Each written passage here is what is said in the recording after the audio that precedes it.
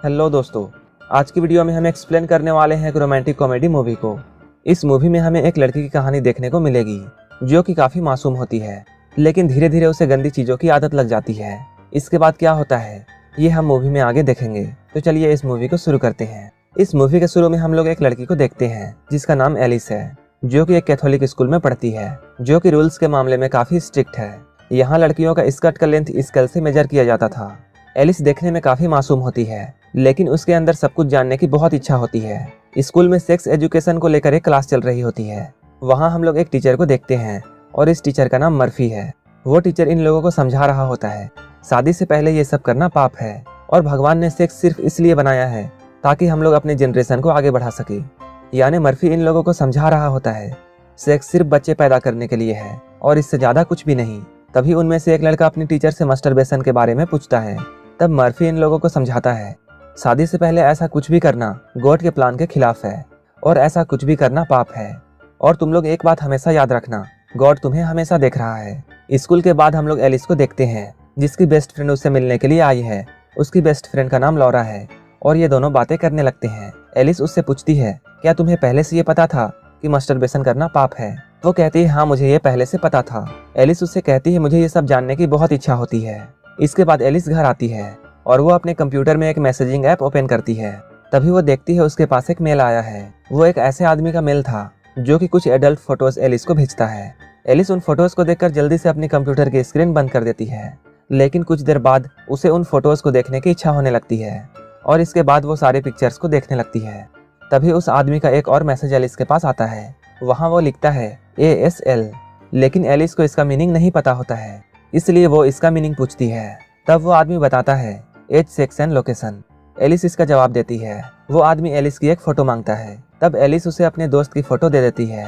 वो आदमी रिप्लाई करता है तुम देखने में बहुत सुंदर हो। इसके बाद वो आदमी एलिस को एडल्ट मैसेजेस करने लगता है।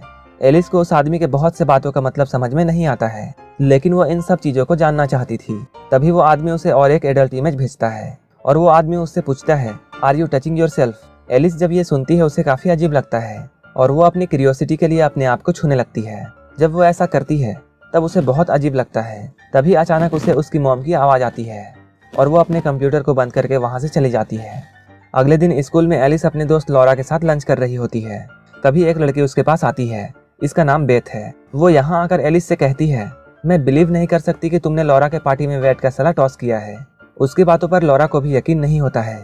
लॉरा एलिस से पूछती है क्या तुमने सच में मेरे पार्टी में वेट का सला टॉस किया है? एलिस कहती है नहीं, मैंने ऐसा कुछ भी नहीं किया है, मुझे तो इसका मीनिंग भी नहीं पता है।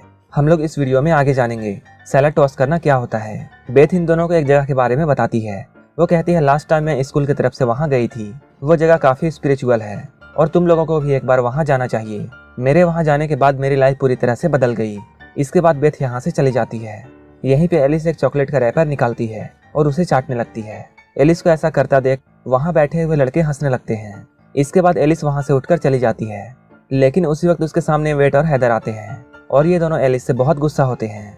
एलिस को अपने एडल्ट चैट के बाद उसके मन में गिल्ट होता है, इसलिए वो अपने गिल्ट को दूर करने के लिए लॉरा के साथ उस जगह पर जाने के लिए तैयार हो जाती है। अब एलिस अपने दोस्तों के साथ वहाँ पहुँच चुकी है। वहाँ पहुँचकर वो एक लड़के को देखती है और वो अपने दोस्त से पूछती है ये कौन है? लॉरा बताती है ये अपने स्कूल का फुटबॉल टीम का कैप्टन है। एलिस उसे देखकर उसकी तरफ अट्रैक्ट होने लगती है। तभी एक लड़की एलिस के सामने आती है। इसका नाम नीना है। नीना इन लोगों को इनका रूम दिखाती है।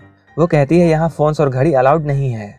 जिनके पास भी फोन और घड़ी है वो मुझे दे दो, मैं तुम्हें बाद में वापस कर दूंगी। एलिस उसे अपनी घड़ी दे देती है, लेकिन वो अपना फोन अपने पास छुपा लेती है। इसके बाद ये लोग एक हॉल में जाते हैं जहाँ मर्फी इन लोगों को ग्रुप्स में बांट देता है। एलिस के ग्रुप का कैप्टन वही लड़का था जिसे एलिस पसंद करने लगी थी। इस बात से एलिस बहुत खुश होती है। जब सब लोग एक जगह बैठे होते हैं तब मर्फी इन लोगों से कहता है तुम्हें यहाँ गॉड ने बुलाया है। वो इन लोगों को बताता है यहाँ आकर तुम लोगों का गॉड से रिलेशन स्ट्रांग हो जाएगा। इसके बाद इन लोगों को एक फॉर्म दिया जाता है जहाँ कुछ फीलिंग्स लिखे होते हैं। मर्फी इन लोगों से कहता है लास्ट ईयर से अब तक तुम लोगों ने जो भी फीलिंग्स महसूस की हैं तुम लोगों को यहाँ उसे टिक करना है। एलिस अपना फॉर्म भरना शुरू करती है और वो टर्न ऑन पर टिक करती है, लेकिन बाद में वो इसे मिटाना चाहती है, लेकिन वो इरेज नहीं होता है और यहीं पे फॉर्म भरने का टाइम खत्म हो जाता है। इसके बाद वो टर्न ऑन को काट देती है और अपना फॉर्म सबमिट कर देती है। इसके बाद नीना इन लोगों के सामने एक स्पीच देती है वो बताती है उसकी फैमिली उसे इग्नोर करती है, लेकिन यहाँ आने के बाद उसे ऐसा फील हुआ जैसे वो अकेली नहीं है, गॉड उसके साथ हमेशा है। नीना के स्पीच को सुनने के बाद वहाँ बैठे सारे लोग इमोशनल हो जाते हैं। रात को एलिस अपने फोन में गेम खेल रही होती है, लेकिन तभी उसका फोन वाइब्रेट करने लगता है। वो कुछ देर तक सोचती है और इसके बाद वो अपने फोन को अपने लेग्स के अंदर डालती है। ऐसा करने से उसे काफी अजीब महसूस होता है।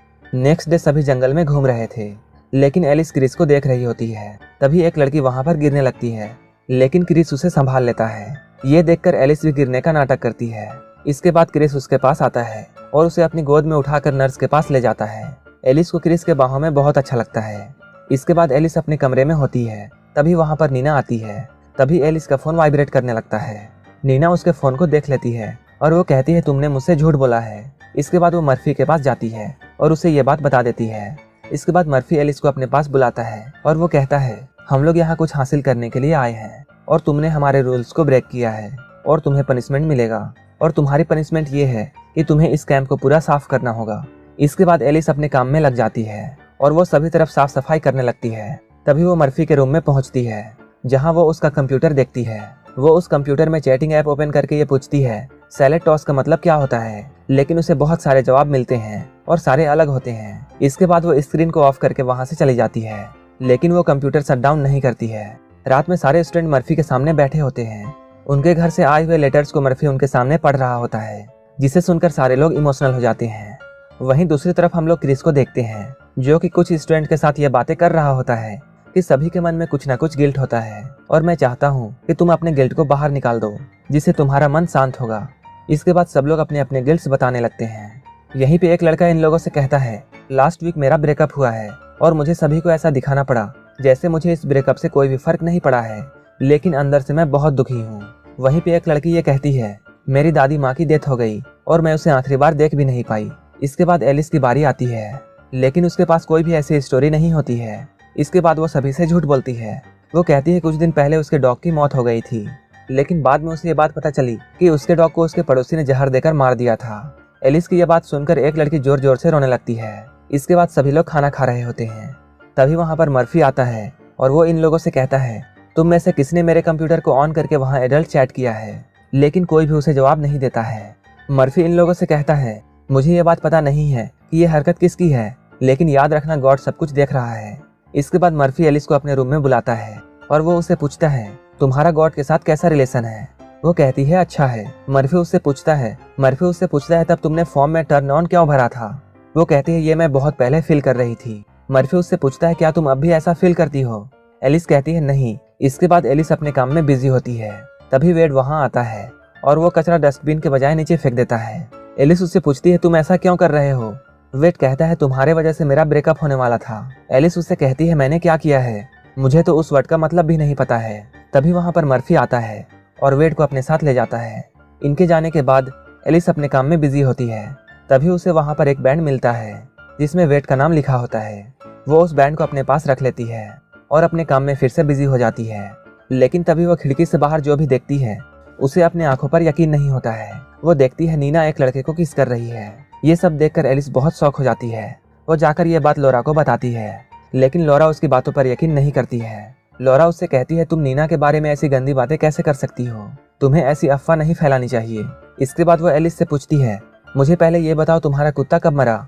एलिस लॉरा से कहती है सबके पास कुछ ना कुछ स्टोरीज थी, लेकिन मेरे पास बताने के लिए कुछ भी स्टोरी नहीं थी, और इसके बाद मेरे मुंह में जो भी आया मैंने सभी को बोल दिया। लॉरा उससे कहती है तुम एक झूठी लड़की हो और मुझे ऐसा लगता है तुमने ही मर्फी के कंप्यूटर से एडल्ट चैट किया था और तुमने ही सैलेड को टॉस्ट किया होगा। एलिस उससे कहती है तुम्हें मेरा यकीन करना चाहिए, मैंने ये सब नहीं किया है। इसके बाद लॉरा यहाँ से चली जाती है। इसके बाद एलिस फिर से अपने काम में लग जाती है, लेकिन तभी उसके दिमाग में एक आइडिया आता है और वो वेड का बैंड मर्फी के कंप्यूटर के सामने रख देती है।